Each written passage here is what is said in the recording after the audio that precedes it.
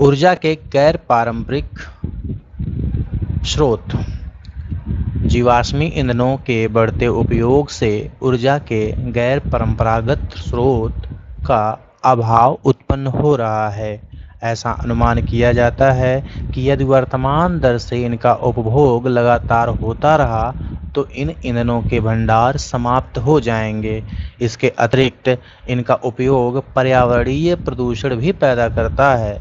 इसीलिए गैर परंपरागत स्रोत जैसे सौर ऊर्जा, पवन ऊर्जा, ज्वारीय ऊर्जा, जो कि नवीकरणीय है, के उपयोग की आवश्यकता है।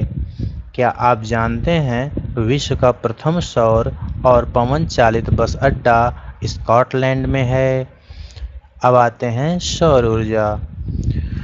सूर्य की ऊष्मा और प्रकाश ऊर्जा हमारे द्वारा प्रतिदिन अनुभव की जा सकती है। सूर्य से प्राप्त सौर ऊर्जा सौर सेलों में विद्युत उत्पन्न करने के लिए प्रयोग की जा सकती है।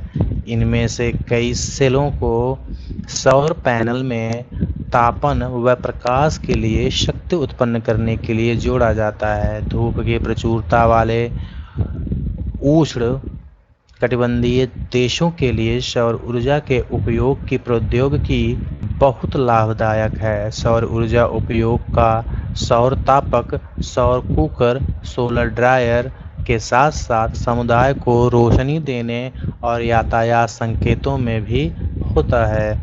ठीक है, पवन ऊर्जा पढ़ने से पहले हम इस डायग्राम को एक बार अध्ययन कर लेंगे। पवन ऊर्जा के क्या लाभ हैं? प्रदूषण मुक्त तो है ही। एक बार स्थापित हो जाने पर विद्युत उत्पादन की कम लागत होती है, सुरक्षित रहता है और साफ रहता है। इसकी हानि क्या है? ध्वनि प्रदूषण इससे उत्पन्न होता है। पवन चक्कियों को स्थापित करना महंगा है। रेडियो और दूरदर्शन के प्रसारण संकेतों में व्यवधान उत्पन्न होता है इनसे, और पक्षियों के लिए भी हानिकारक है। सौर ऊर्जा के लाभ है, ये असमाप्य हैं, मतलब कभी न समाप्त होने वाले, और प्रदूषण मुक्त है। हानि क्या है? खर्चीला है और स्रोत के विस्तृत होने से ऊर्जा बर्बादी होती है। ठीक है, ज्वारीय ऊर्जा, जो ज्वार और भाटा आता है उससे जो ऊर्जा उत्पन्न होता है उसकी बात कर रहे हैं। ठीक है, गैर परंपरागत स्रोतों में तो ये चार हैं। एक है सौर ऊर्जा, ज्वारीय ऊर्जा, परमाणु ऊर्जा, बायोगैस और तापीय ऊर्जा, अन्य 6 हैं टोटल, और पवन ऊर्जा। तो हम लोगों ने सौर ऊर्जा देख लिया, ज्वारीय ऊर्जा देख लेते हैं। ये भी प्रदूषण मुक्त है और असमाप्य है, कभी न खत्म होने वाली चीज़ें हैं। हानि है वन्य जीव आवास का नष्ट हो जाना और दोहन में कठिन है ये। ठीक है, ऊर्जा के गैर परंपरागत स्रोतों में अगला है परमाणु ऊर्जा। बड़ी मात्रा में ऊर्जा उत्पन्न करता है, ये लाभ ये है, और रेडियो एक्टिव व्यर्थ को उत्पन्न करता है और ये काफ़ी खर्चीला भी है। बायोगैस जो है वो कम लागत में उत्पन्न होता है और उपयोग में आसान भी होता है। व्यर्थ का उपयोग और बायोगैस का उत्पादन भी होता है। हानि क्या है? हरित गृह प्रभाव का कारक बनता है। भूतापीय ऊर्जा, ये लाभ इसका क्या है? स्वच्छ है, पर्यावरण हितैषी है और हर समय उपलब्ध रहता है भूतापीय ऊर्जा। हानि क्या है? शहर से बहुत दूर अवस्थित होने के कारण विद्युत वहन खर्चीला होता है। ठीक है, अब हम पढ़ते हैं पहला पवन ऊर्जा। पहला क्या, दूसरा है भाई, सौर ऊर्जा पढ़ चुके हैं, तो दूसरा है पवन ऊर्जा। पवन ऊर्जा का एक असमाप्य स्रोत है। ठीक है, पवन जो है वो ऊर्जा का एक असमाप्य स्रोत है, मतलब कभी न समाप्त होने वाला। पवन चक्कियों का उपयोग अनाजों को पीसने और जल निकालने के लिए चिरकाल से चला आ रहा है। वर्तमान पवन चक्कियों में तीव्र गति से चलती हवाएं पवन चक्की को घुमाती हैं, जो विद्युत उत्पन्न करने के लिए जनरेटर से जुड़ी होती हैं। पवन चक्कियों के समूह से युक्त पवन फार्म तटीय क्षेत्रों और पवन घाटियों में, जहां प्रबल और लगातार हवाएं चलती हैं, वहां स्थित हैं।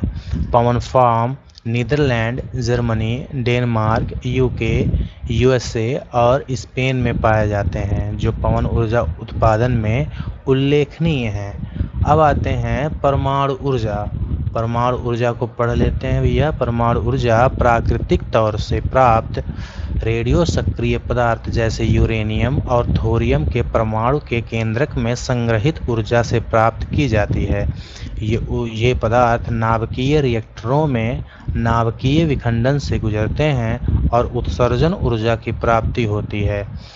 परमाणु ऊर्जा का सबसे बड़ा उत्पादक संयुक्त राज्य अमेरिका और यूरोप है। भारत में राजस्थान और झारखंड के पास यूरेनियम के विशाल निक्षेप हैं।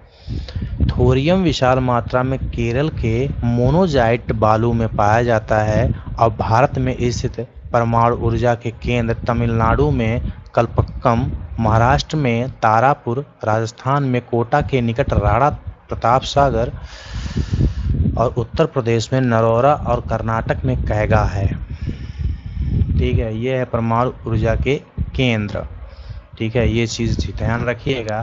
भूतापीय ऊर्जा से पढ़ने से पहले हम एक क्रियाकलाप पढ़ लेते हैं। सौर कुकर कार की एक पुरानी ट्यूब लें और इसमें हवा भरकर लकड़ी के एक चबूतरे पर रखें। एल्युमिनियम के नलीदार बर्तन को बाहर से काला कर दें और इसमें 1 कप चावल के साथ 2 कप जल मिलाएं।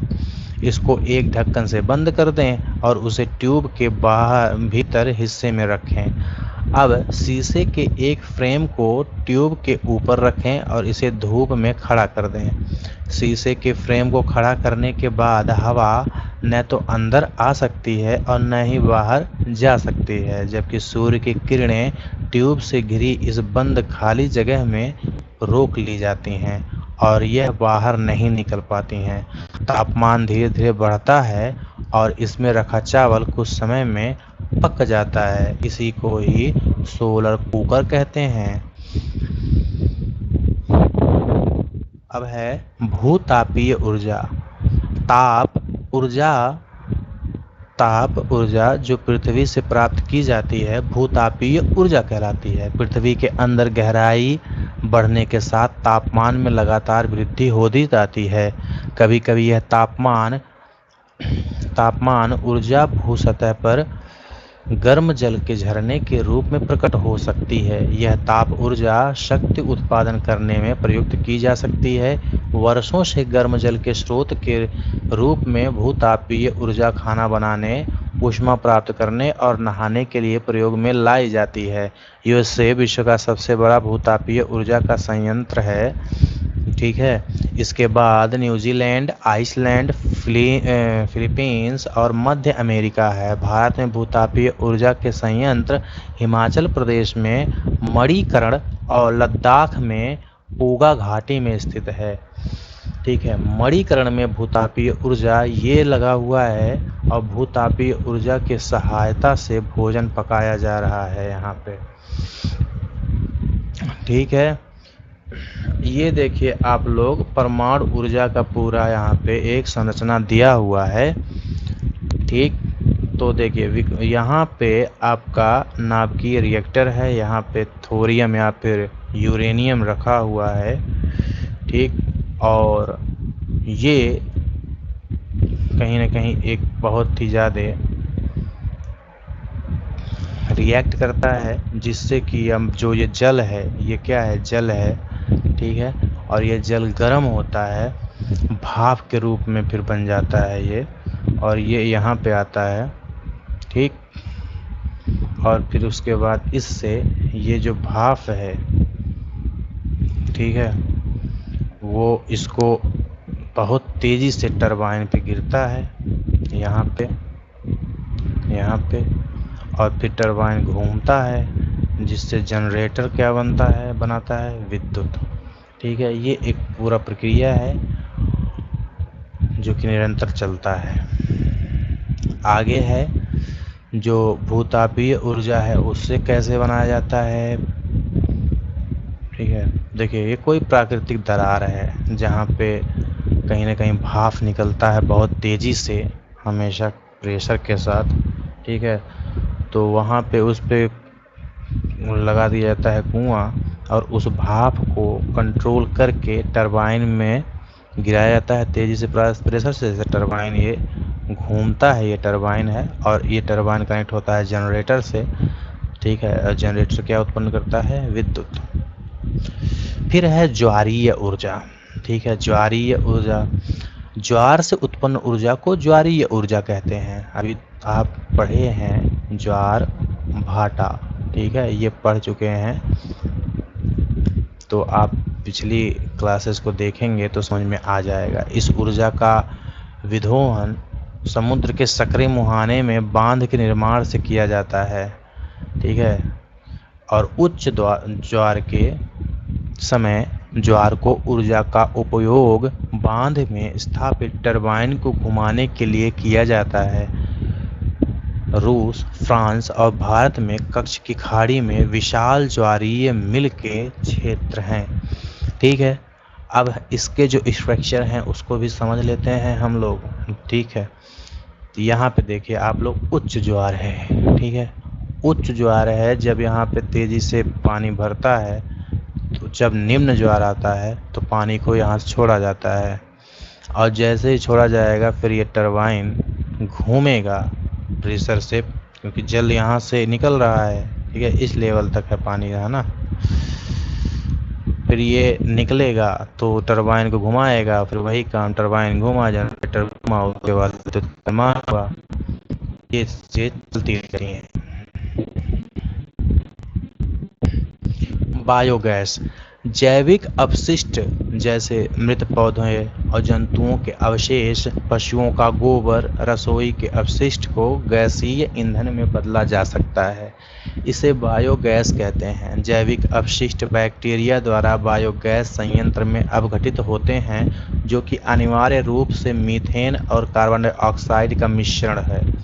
बायोगैस खाना पकाने और विद्युत उत्पादन में सर्वोत्तम ईंधन है, और इससे प्रति वर्ष बड़ी मात्रा में जैव खाद का उत्पादन भी होता है। ऊर्जा सर्वव्यापी है, लेकिन इस ऊर्जा का विदोहन बहुत ही कठिन और खर्चीला है। हम में से प्रत्येक व्यक्ति ऊर्जा को नष्ट ना करके एक भिन्नता ला सकता है। ऊर्जा की बचत ही ऊर्जा का उत्पादन है। अभी कार्य करें एवं ऊर्जा के भविष्य को सुनहरा बनाएं। ठीक है, बायोगैस किस तरीके से काम करता है, ये देखिए, गैस टैंक बनाया जाता है। ठीक है, यहाँ पे खाद को डंप किया जा रहा है। ठीक है, सॉरी, यहाँ पे करदम। ठीक है, यहाँ पे वो जो भी वेस्ट है उसको डाला जाएगा, फिर ये टैंक में गैस भरेगी, उस गैस को यहाँ से निकाल लिया जाता है जरूरत पे जहाँ पे ले जाना है। ठीक है, उसके बाद उस वेस्ट को क्या किया जाएगा, खाद में बदल दिया जाएगा, निकाल लिया जाएगा। फिर वो किसका काम करेगा, उर्वरक का। अब चैप्टर 4 पढ़ेंगे, जिसका नाम है कृषि। गुरप्रीत, मधु और टीना एक गांव से गुजर रहे थे। वहां उन लोगों ने एक किसान को खेत की जुताई करते हुए देखा। किसान ने उन लोगों से कहा कि वह गेहूं की बुआई करने जा रहा है और मृदा को अधिक उपजाऊ बनाने के लिए अभी खाद डाला है। उसने बच्चों से कहा कि गेहूं मंडी में अच्छी कीमत पर बिकेगा, जहां से उसे आटे में परिवर्तित करके कारखानों में डबल रोटी और बिस्कुट बनाने के लिए ले जाया जाएगा।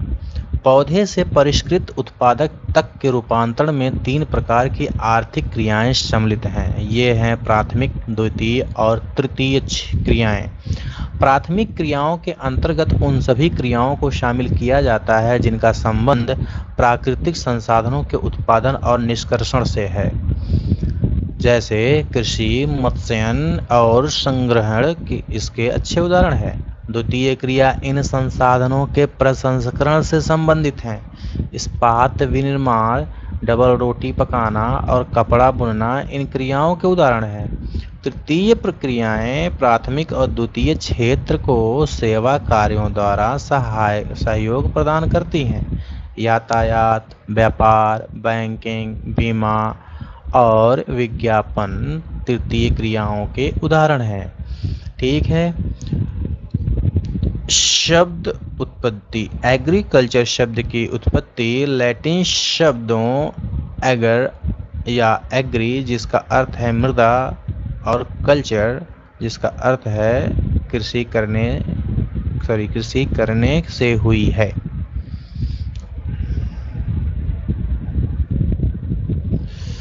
कृषि एक प्राथमिक क्रिया है, ठीक है।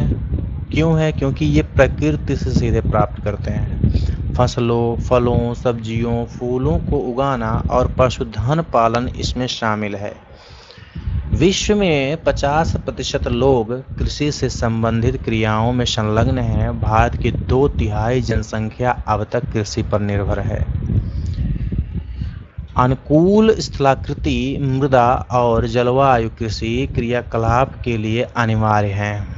जिन भूमि पर फसलें उगाई जाती हैं कृषिगत भूमि कहलाती हैं। आप मानचित्र में देख सकते हैं कि कृषि क्रियाकलाप विश्व के उन्हीं प्रदेशों में संकेंद्रित है जहां फसल उगाने के लिए उपयुक्त कारक विद्यमान हैं। जाहिर सी बात है, जहाँ पे मैदान होगा, जहाँ पे नदियों का प्रवाह होगा, जहाँ समतल भूमि होगी, जहाँ की मिट्टी उर्वर होगा, वहीं पे ही फसल उगाए जाएंगे, जहाँ वहीं पे खेती या फिर कृषि होगी। लेकिन हम जो आर्थिक क्षेत्रक हैं तीनों, उसको एक बार फिर से समझ लेते हैं, ठीक है। ये तीन क्षेत्रक हैं। पहला है प्राथमिक और दूसरा है द्वितीयक और तीसरा है तृतीयक। जैसा नाम वैसा पहचान। प्राथमिक क्षेत्रक में क्या आता है, इस चीज को समझिएगा। प्रकृति से प्राप्त, ठीक है, प्रकृति से सीधे प्राप्त, सीधे, उसमें कोई सुधार नहीं करना, सीधे प्राप्त, ठीक है। अब इसमें क्या क्या चीजें आती हैं? इसमें खनिज आ जाता है, ठीक है। फिर इसमें मिनरल्स आ जाते हैं, उसके साथ साथ सारी फसलें आ जाती हैं, ठीक है। मतलब खेती, कृषि, ठीक है। सारे फल आ जाते हैं, सारे सब्जियां आ जाती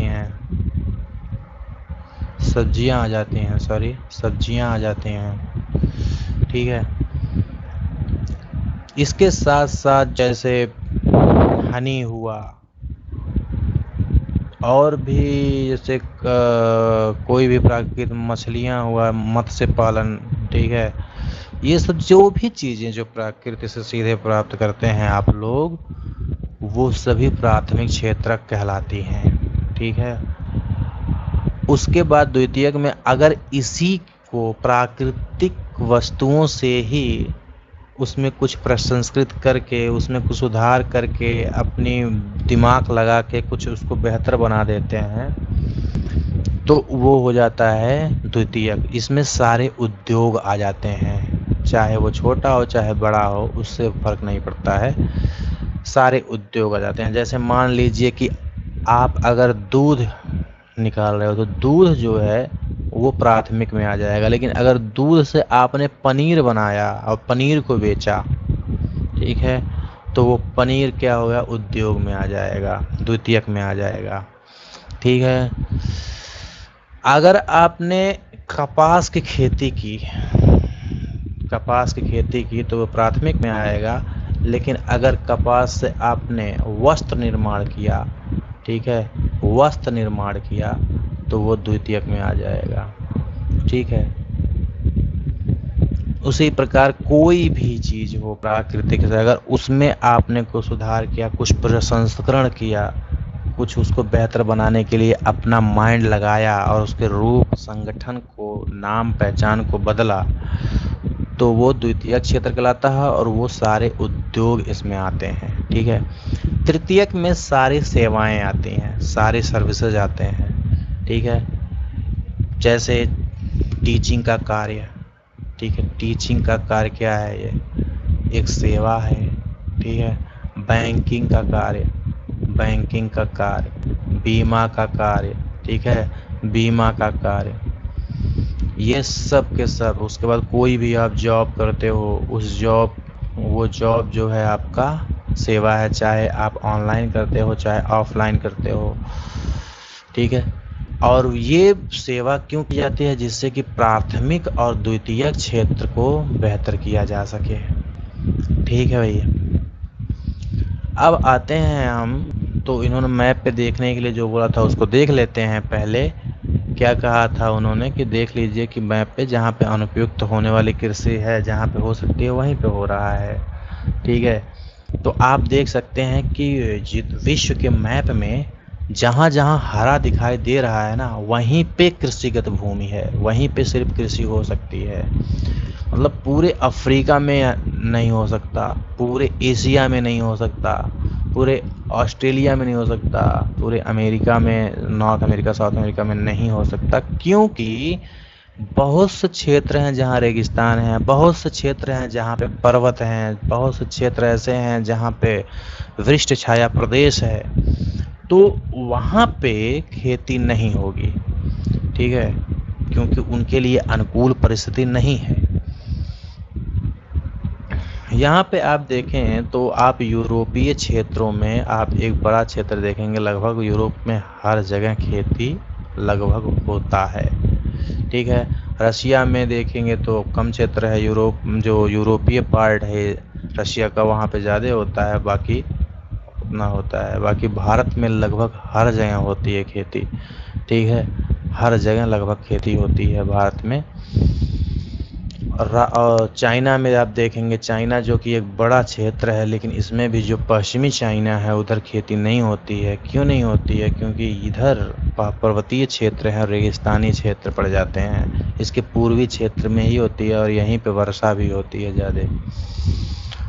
अमेरिका में भी पूर्वी क्षेत्रों में ही होती है, कनाडा में भी पूर्वी क्षेत्रों में ही होती है, तो ये है। और बाकी मैक्सिको में देखेंगे आप पश्चिमी क्षेत्र में हो रही है और बाकी पूर्वी क्षेत्र में कम हो रही है। साउथ अमेरिका में इधर आप देखेंगे तो जो ब्राज़ील है उसके भी पूर्वी किनारे पे अटलांटिक महासागर के तटों पे होती है। और यहाँ पे अगर आप यहाँ पे क्या कहते हैं उसका, पराग्वे और यूरुग्वे उरुग्वे, ये दो कंट्री हैं यहाँ पे, वहाँ पे भी उसके पूर्वी तट पे ही होती है खेतियाँ। और ऑस्ट्रेलिया के जो साउथ और ईस्ट का एरिया है वहाँ पे ज़्यादा कृषि होती है, क्योंकि वो कृषिगत भूमि का विकास है। क्या आप जानते हैं, इसके बारे में जान लेते हैं। एग्रीकल्चर कृषि मृदा की जुताई, फसल को उगाना और पशुपालन का विज्ञान और कला है। इसे खेती भी कहते हैं। सेरीकल्चर रेशम उत्पादन, रेशम के कीटों का वाणिज्यिक पालन, यह कृषि के आय में पूरक हो सकता है। पिशीकल्चर मत्स्य पालन, विशेष रूप से निर्मित तालाबों और पोखरों में मत्स्य पालन। विटीकल्चर द्राक्षा कृषि बोलते हैं, जिसमें विटीकल्चर में अंगूरों की खेती होती है।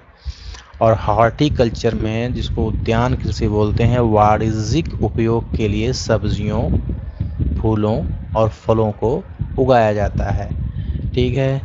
तो सब में है एग्री सेरी मतलब रेशम, पीसी मतलब मत्स्य, विटी मतलब अंगूर और हॉर्टी मतलब सब्जियां, ठीक है, सब्जियां, फूल और फल।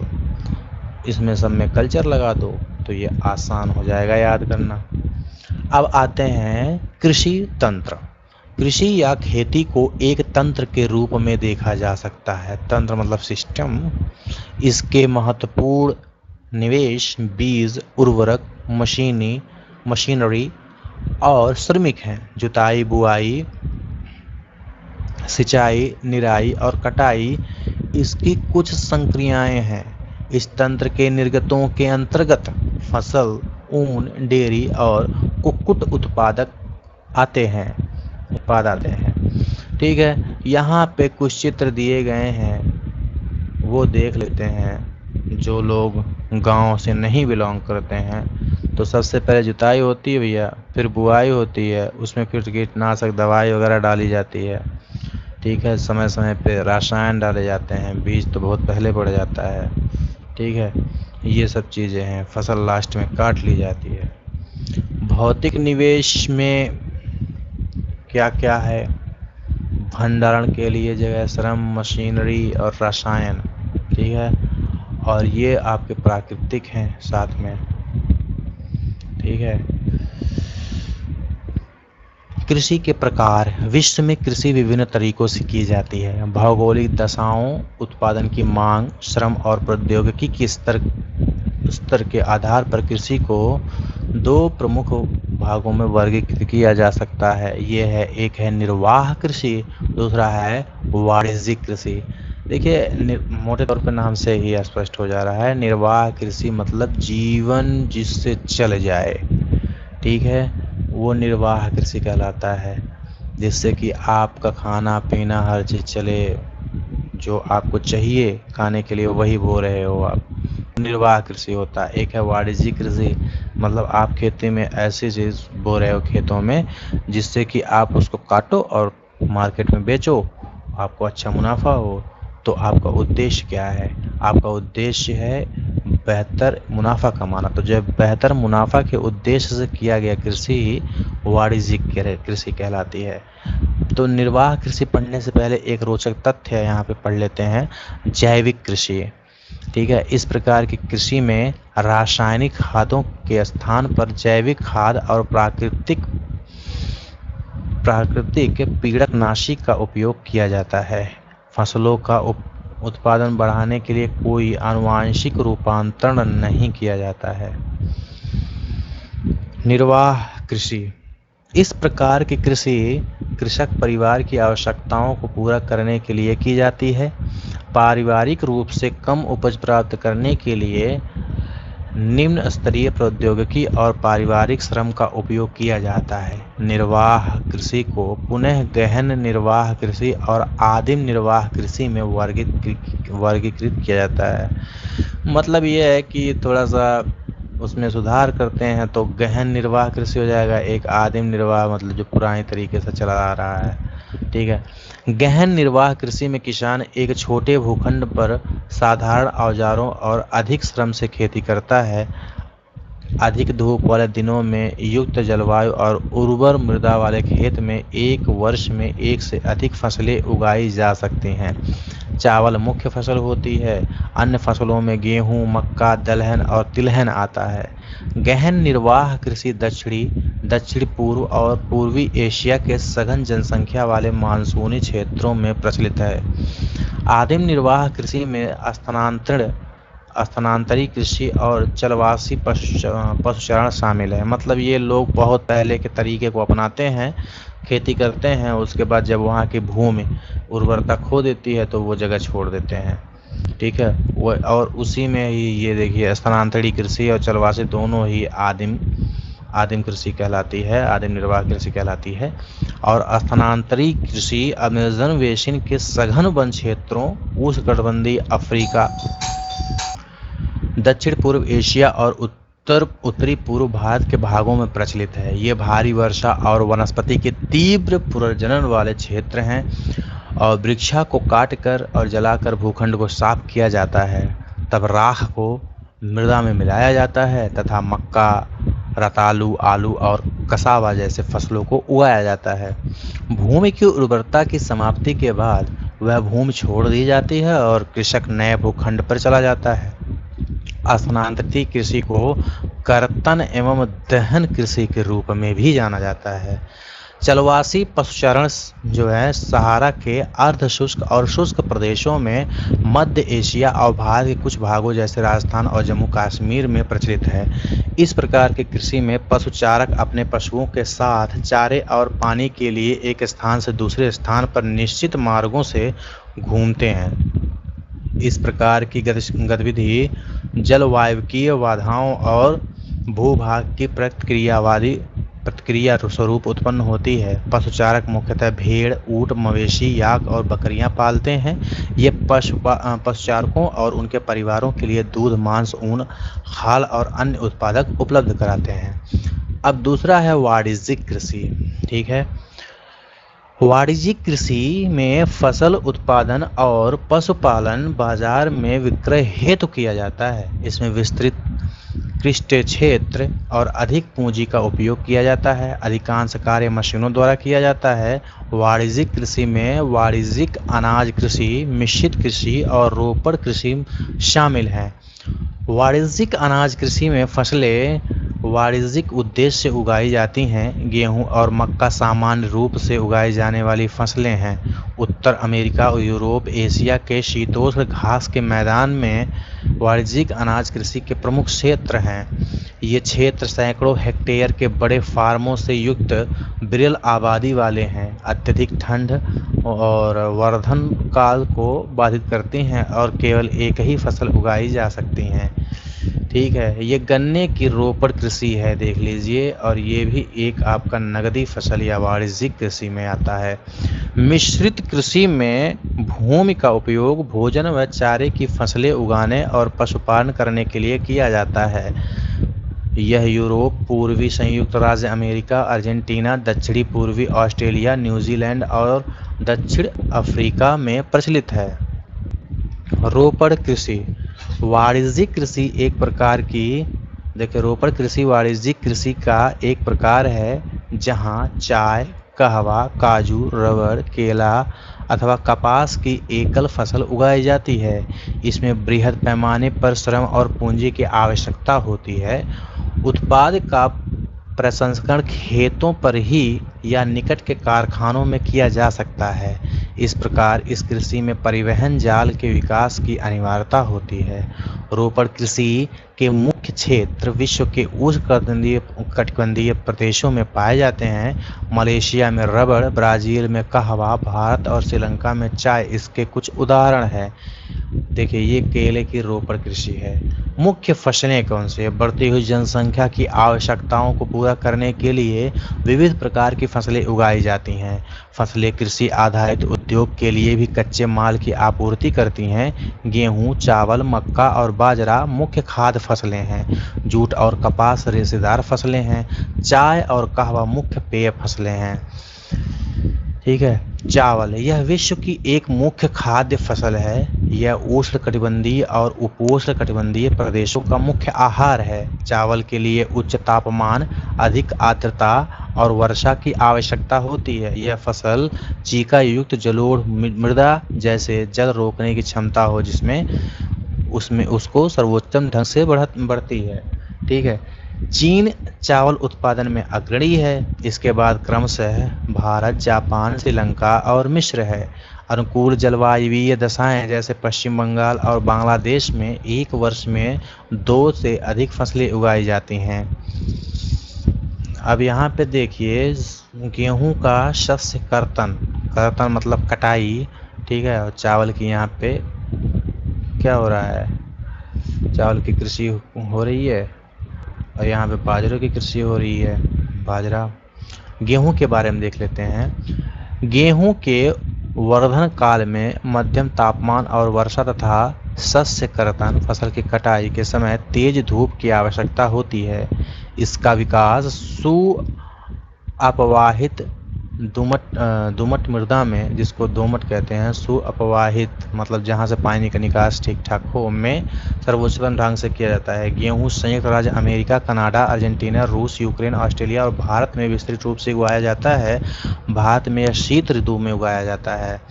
मिलेट यह मोटे अनाज के रूप में भी जाने जाते हैं और कम उपजाऊ तथा बलुई मृदा में उगाई जा सकती है। ये ऐसी फसल है जिसमें कम वर्षा और उच्च से मध्यम तापमान तथा पर्याप्त सूर्य की प्रकाश आवश्यक होती है। ज्वार, बाजरा, रागी भारत में उगाए जाते हैं। नाइजीरिया, चीन और नाइजर इनके अन्य उत्पादक देश हैं। फिर है मक्का। ठीक है, इनके लिए मध्यम तापमान, वर्षा और अधिक धूप की आवश्यकता होती है। इसे सुअपवाहित उपजाऊ मृदा की आवश्यकता होती है। और मक्का उत्तर अमेरिका, ब्राज़ील, चीन, रूस, कनाडा, भारत और मैक्सिको में उगाई जाती है।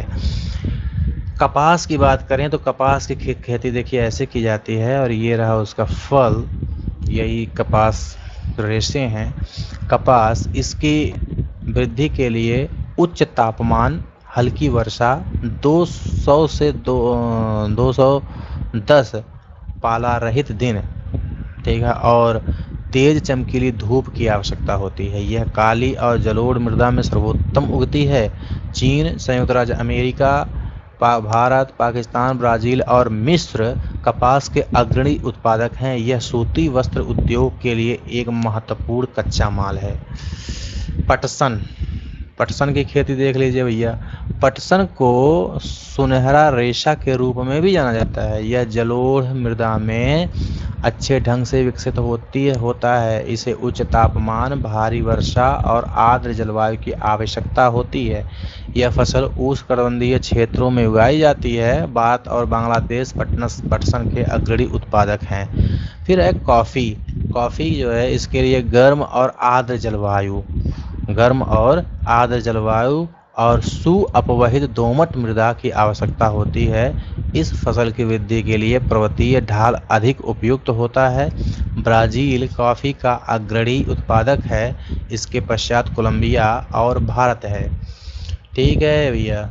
रोचक तथ्य में अगर पढ़ें तो कॉफ़ी के पौधे की खोज किसने की? कॉफ़ी की खोज के विषय में विभिन्न कहानियाँ प्रचलित हैं। लगभग 850 ईस्वी में कालदी नामक एक अरबवासी जो बकरी चराने वाला था, अपनी बकरियों की अनोखी उछल कूद और हरकतों को देखकर परेशान था। एक दिन उसने भी उस सदाहरित पौधे की फलियों को चख कर देखा जिसे उसकी बकरियां प्रतिदिन खाया करती थीं। उसने आनंद के भाव का अनुभव करने के बाद अपनी खोज के विषय में संसार को बताया। ठीक है, ये कालती जो है, इसका एक कहानी है, यही से माना जाता है। चाय बागानों में उगाए जाने वाली एक पेय फसल है। इसकी कोमल पत्तियों की वृद्धि के लिए ठंड जलवायु और वर्ष भर समवितरित उच्च वर्षा की आवश्यकता होती है। वर्षा ज़्यादा हो लेकिन रुके ना, इसके लिए सुअपवहित दोमट मृदा और मंद ढाल की आवश्यकता होती है। पत्तियों को चुनने के लिए अधिक संख्या में श्रमिकों की आवश्यकता होती है। चाय की रोपड़ कृषि है ये। कृषि विकास का संबंध बढ़ती जनसंख्या की बढ़ती मांग को पूरा करने के लिए कृषि के उत्पादन को बढ़ाने की दिशा में किए जाने वाले प्रयासों से है। यह कई तरीकों से प्राप्त किया जा सकता है, जैसे बोए गए क्षेत्रों में विस्तार करके, बोई जाने वाली फसलों की संख्या बढ़ा करके और सिंचाई सुविधाओं में सुधार करके, उर्वरकों और उच्च उपज देने वाले बीजों का प्रयोग द्वारा। कृषि का मशीनीकरण भी कृषि के विकास का एक अन्य पहलू है। कृषि के विकास का चरम लक्ष्य खाद्य सुरक्षा को बढ़ाना है। कृषि का विकास विश्व के विभिन्न भागों में विभिन्न गतियों से हुआ है। अधिक जनसंख्या वाले विकासशील देश अधिकतर गहन कृषि करते हैं, जहां छोटी जोतों पर सामान्यतः जीविकोपार्जन के लिए फसलें उगाई जाती है। बड़ी जोतें वाणिज्यिक कृषि के लिए अधिक उपयुक्त होती हैं, जैसे संयुक्त राज्य अमेरिका, कनाडा और ऑस्ट्रेलिया में। आओ हम दो फार्मों, एक भारत में दूसरे संयुक्त राज्य अमेरिका के वास्तु स्थिति अध्ययन की सहायता से विकासशील और विकसित देशों की कृषि के विषय में जानें। ठीक है, सबसे पहले क्या आप जानते हैं खाद्य सुरक्षा तभी बनी रहती है जब सभी व्यक्तियों को क्रियाशील व स्वस्थ जीवन जीने के लिए आहार की आवश्यकता और प्राथमिकता के आधार पर हर समय पर्याप्त और सुरक्षित और पौष्टिक खाद्य पदार्थ की सुविधा उपलब्ध हो। भारत का एक फार्म। उत्तर प्रदेश के गाजीपुर जिले में आदिलाबाद एक छोटा सा गांव है। मुन्ना लाल इस गांव का एक छोटा सा किसान है, जिसके पास लगभग 1.5 हेक्टेयर का एक फार्म है। उसका आवास मुख्य गांव में है। वह अधिक उपज देने वाले बीजों को बाजार से वर्षों के एकांतर पर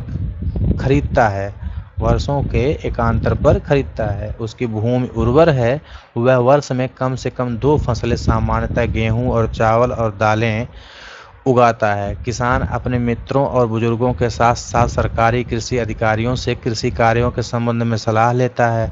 वह अपने खेत की जुताई के लिए भाड़े पर ट्रैक्टर लेता है। यद्यपि उसके कुछ मित्र अभी भी बैल से खेतों को जोतने की परंपरागत विधि का प्रयोग करते हैं। समीप के खेतों में एक नलकूप है जिसे वह अपने खेत की सिंचाई के लिए भाड़े पर लेता है। मुन्ना लाल के पास 2 भैंस और कुछ मुर्गियां भी है। वह निकट के शहर में स्थित सहकारी भंडार में दूध बेचता है। वह वहाँ एक सदस्य है। सहकारी समिति उसके जानवरों के लिए चारे के प्रकार, पशुधन के स्वास्थ्य के सुरक्षात्मक उपयोगों और कृत्रिम गर्भाधान के संबंध में भी सलाह देती हैं। कृषि के विविध फार्मों में परिवार के सभी सदस्य उनकी सहायता करते हैं। कभी कभी वह बैंक या कृषि सहकारी समिति से बीजों की उच्च उपज वाली किस्मों और औजारों को खरीदने के लिए ऋण लेता है। वह अपने उत्पादन को निकट के शहर में स्थित मंडी को बेचता है और अधिकांश किसानों के पास भंडार सुविधा की कमी होती है, इसलिए वे बाजार के अनुकूल न होने पर भी अपने उत्पादों को बेचने के लिए विवश होते हैं। हाल के वर्षों में सरकार ने भंडारण की सुविधाओं के विकास के लिए कुछ कदम उठाए। ठीक है, भारत के खेत हैं ये।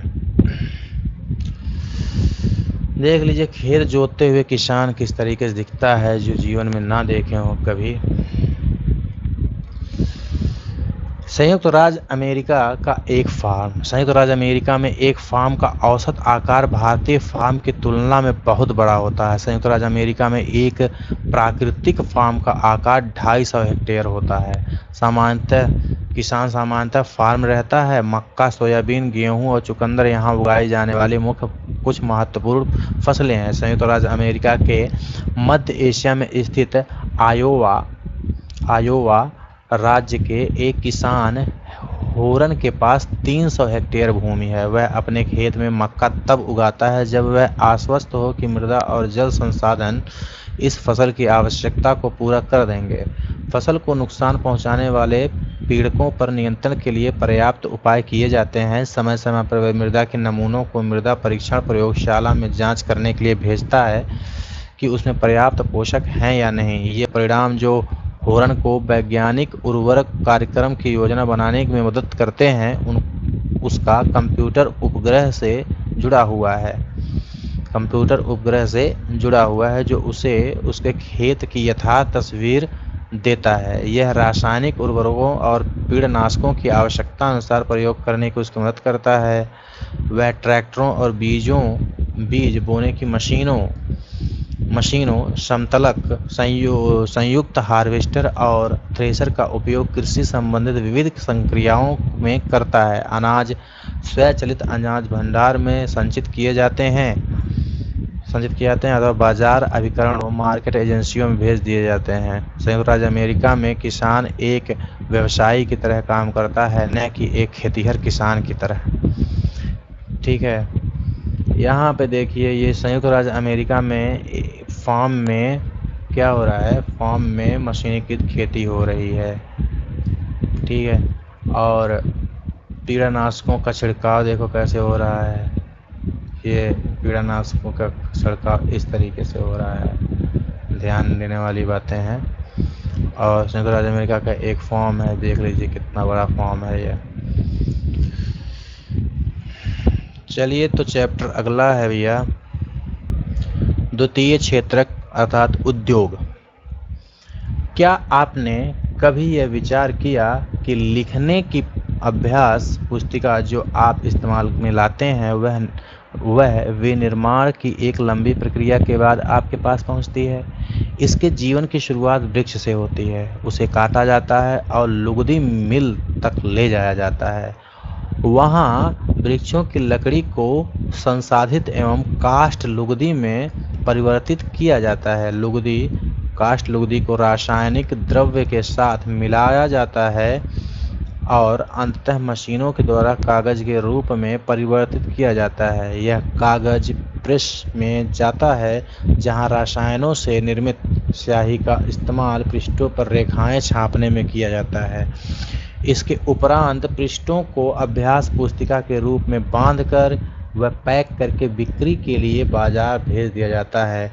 अंत में यह आपके हाथ में पहुंचती है।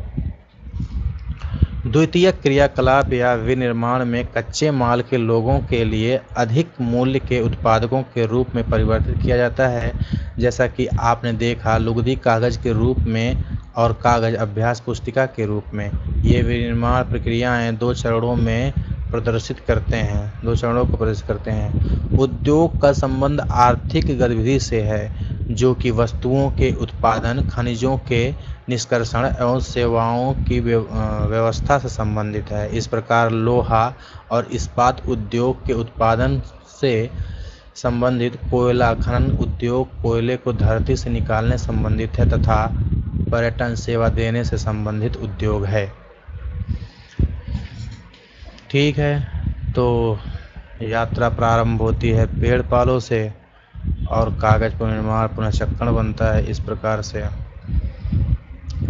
क्रियाकलाप में कर लीजिएगा। पास खेत से अपने घर तक की अपनी कमीज की यात्रा का पता लगाइए। उद्योगों का वर्गीकरण। उद्योगों का वर्गीकरण कच्चा माल, आकार व स्वामित्व के आधार पर किया जा सकता है। कच्चा माल, कच्चे माल के उपयोग के आधार पर उद्योग कृषि आधारित, खनिज आधारित एवं समुद्र आधारित और वन आधारित हो सकते हैं। मतलब कच्चा माल जैसा है उस हिसाब से उद्योग होगा। अगर उद्योग कृषि पे आधारित है तो कृषि आधारित उद्योग होगा, खनिज पे आधारित है तो खनिज आधारित उद्योग होगा, समुद्र पे आधारित है समुद्र आधारित उद्योग हो जाएगा और वन पे आधारित है तो वन आधारित उद्योग हो जाएगा। कृषि आधारित उद्योग कच्चे माल के रूप में वनस्पति और जंतु आधारित उत्पादों का उपयोग करते हैं। खाद्य संसाधन, वनस्पति तेल, सूती वस्त्र, डेयरी उत्पाद और चर्म उद्योग कृषि आधारित उद्योग के उदाहरण हैं। खनिज आधारित उद्योग प्राथमिक उद्योग हैं जो खनिज अयस्कों का उपयोग कच्चे माल के रूप में करते हैं। इन उद्योगों के उत्पाद अन्य उद्योगों के पोषण करते हैं। अयस्क से निर्मित लोहा खनिज आधारित उद्योग का उत्पाद है। यह कई अन्य उत्पादों के विनिर्माण के लिए कच्चे माल के रूप में प्रयुक्त किया जाता है, जैसे भारी मशीनों, भवन निर्माण सामग्री तथा रेल के डिब्बे बनाने में। समुद्र आधारित उद्योग सागरों और महासागरों से प्राप्त उत्पादों का उपयोग कच्चे माल के रूप में करते हैं। समुद्री खाद्य प्रसंस्करण उद्योग, मत्स्य तेल निर्माण के इसके कुछ उदाहरण हैं। वन आधारित उद्योग वनों से प्राप्त उत्पाद का उपयोग कच्चे माल के रूप में करते हैं। लुगदी एवं कागज, औषध, रसायन, फर्नीचर एवं भवन निर्माण वनों से संबंधित उद्योग हैं। अब आकार क्या है? जैसा आकार जो है उद्योग के आकार का तात्पर्य निवेश की गई पूंजी की राशि, नियोजित लोगों की संख्या, उत्पादन की मात्रा से है, मतलब कितना बड़ा है वो। ठीक है, आकार के आधार पर उद्योग को दो भागों में बांटा जा सकता है। एक है लघु आकार के उद्योग और दूसरा है बृहद आकार के उद्योग। कुटीर या लघु उद्योग छोटे पैमाने के उद्योग हैं जिनमें दस्तकारों द्वारा उत्पादों का निर्माण हाथों से किया जाता है, जैसे टोकरी बुनाई, मिट्टी के बर्तन व अन्य हस्तनिर्मित वस्तुएं कुटीर उद्योगों के उदाहरण। बड़े पैमाने के उद्योग जो बड़ी मात्रा में वस्तुओं का उत्पादन करते हैं, उनकी तुलना में छोटे पैमाने के उद्योग कम पूंजी व प्रौद्योगिकी का उपयोग करते हैं।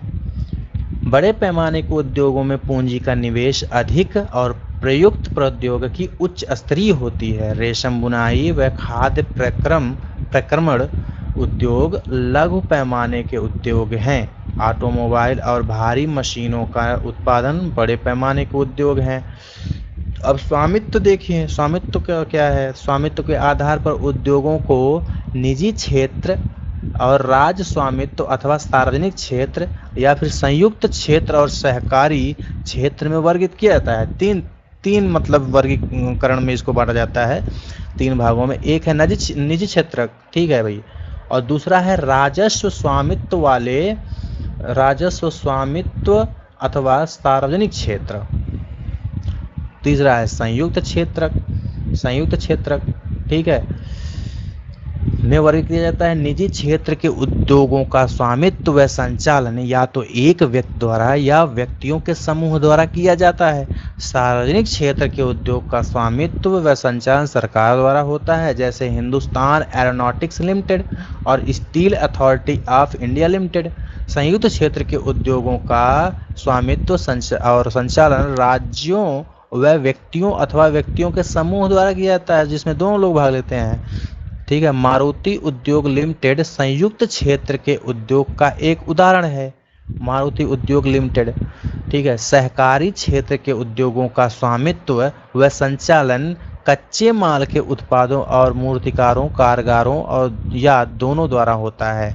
आनंद मिल यूनियन लिमिटेड, आनंद मिल्क यूनियन लिमिटेड, सुधा डेयरी सहकारी उपक्रम इसके अच्छे उदाहरण हैं। ठीक है। उद्योगों की अवस्थिति को प्रभावित करने वाले कारक कौन कौन से हैं कारक? ठीक है।